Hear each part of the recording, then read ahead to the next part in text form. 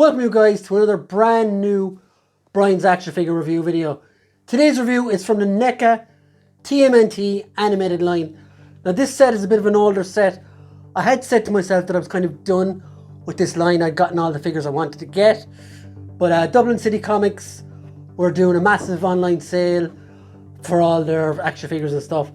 So I decided to pick up this box set, which is Wingnut and Screwloose. Now, I'm not overly familiar with Screwloose, but I definitely remember Wingnut from the Archie comics years ago, and I don't think I got as far in the animated series to see them show up. But I always liked the design of this character, and I'm looking forward to checking them out properly now. And it's such a heavy set as well. So yeah, for 50% off, I could not say no. I think it worked out at about 30 or 40 euro or something like that. But I picked him up with another figure as well, who I will also be reviewed this week. But yeah, very happy to pick this up from Dublin City Comics. Go check them out, and thanks a lot for this. So let's have a look at the box. So here is the box for Wingnut and Screwloose, and as with all the boxes for these TMNT animated figures, it really just bounces out at you with the bright greens and yellows, and these two figures in particular as well look like they're going to jump through the plastic. They're so vibrant looking. The pictures here as well are really nice. On the top you've got the TMNT logo. On the side this side you've got a picture of Wingnut, and on the other side you have Screwloose. On the back you've got the usual.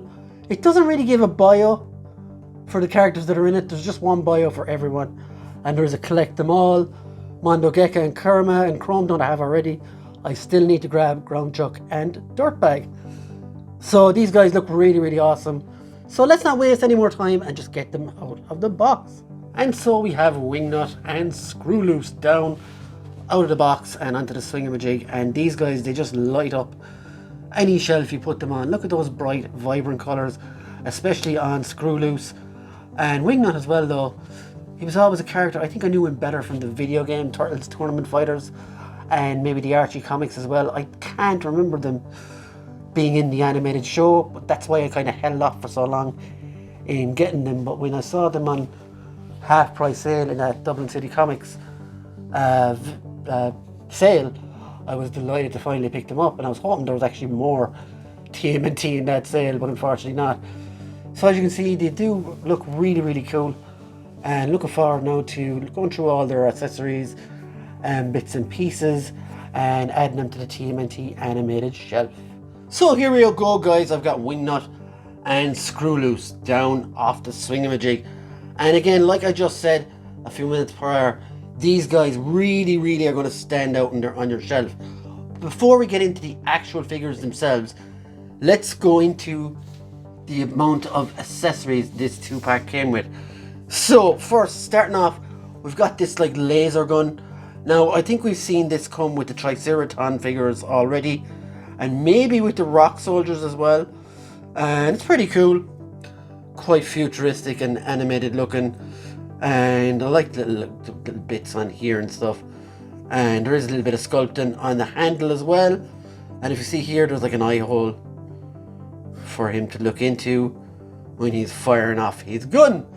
So, he also, in a little bit of plastic, he came with like what looks like two little comics. Now I haven't opened them, but it does say like Bugman and Willy Wombat's Pizza Pan Theater, and also there is a Wanted thing as well. Now I haven't opened these because I'm afraid I'll lose them if I do. And yeah, that's pretty cool. I might actually open them later for some ACBA at the end of the review. So yeah, that's pretty cool. Nice to have. Again, I am afraid to lose these. It did come with some extra hands for Wingnut as well. Two grabbing hands, and you can check those out there. They're really cool, nicely done and everything. And this hand for possibly holding the gun maybe. Let's just see. It's very tight. Who knows what will fit in there. And a punching hand as well. That's just after jumping out of my hand. So yeah, a punching hand as well. Again guys, I do recommend when changing the hands and stuff on NECA figures that you heat them up, because they can break. Now, I've been fairly lucky so far when it comes to NECA, bar one American Werewolf figure. I've had very little breakages, and I've been very lucky at that. So it also does come with this stand. So this is for Screwloose, which is kind of ironic because it's quite loose and it's not great at all, I'm going to be honest. It comes off quite easily and it shouldn't do really. So you're going to be carrying this here fella in it, and it carries him alright, like, but just doesn't look like it's going to hold on. I mean, falls off pretty easily, and I wouldn't trust this hanging over a display of standing figures, for example, because I'm pretty sure it will fall off after a while and knock everything in its wake. But yeah, he doesn't even fit. Doesn't even hold the figure that well. And yeah, so yeah, not a very good stand. This part is cool. Now maybe if I had a small screwdriver I could tighten it up a bit, but still it's this part here that's the loose bit that goes on the top, and that, as you can see, comes off way too easily. So yeah, that's the accessories for this set. And let's start off first with Screwloose, as he is the smaller and easier to look at figure. This side is very like a mixture of Mr. Burns and Homer Simpson, if I'm going to be honest. But the figure itself is pretty cool. I love how vibrant the yellow is. You've got lots of articulation as well. As you can see, the wings, they move in and out like so. Tail does turn around as well. And legs, again, I'm always scared with NECAs to push them to their limits because of the obvious problems you can have. He does have a single jointed knee there as well. Don't get a lot of articulation on it. The most impressive part of this figure though is the forearms, and I've never seen NECA do one of these before, and it works really well. All arms articulate fairly well. They are of course on single joints though, single jointed elbows, and there is some paint rub when you do it, so you just have to be careful. But he does look really cool. He also actually reminds me of a yellow Cyril Sneer from the cartoon The Raccoons, if anyone remembers that. There is a throwback to the 80s. And yeah, so that is Screwloose. Pretty cool figure, looks great. The paint is absolutely fantastic, and probably the best part of this figure. Look at those eyes, look at that face, and look at that nose. But yeah, really good figure. Somewhat articulated and a good... I don't know though, is this guy worthy of a 2-pack? Like, I don't know, is he worthy of one piece of a 2-pack? Like, Kerma was given in another set, I think with one of the ducks, and I thought this guy could have been done with that as well. So yeah, we'll get to that in a minute. Next up we have Wingnut himself, who, as you can see, looks phenomenal. He's quite big. Again, now, I had a problem with this guy when I left him down for like 5 minutes the other day. All this wing thing here doesn't look great. Look, it looks like it's coming off at the seam, if you can see that there. Whereas this one at the other side is perfect. I left him like this, stupidly, my own fault obviously, but it wasn't even for a split second, and as I go I can already see bits of Screwloose coming off of my fingers.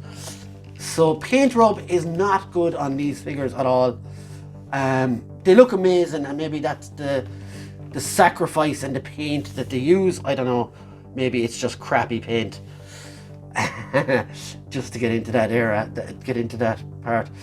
The wings are really nicely done. I do like them. They articulate well enough, like, and they go up and down as well. The head, you get lots of articulation on the head. Look up. Can you get a flight pose? Sort of. So you can get a flight pose. The shoulders do go up. You have a single jointed elbow, or an elbow swivel here. This is another problem I found with this figure.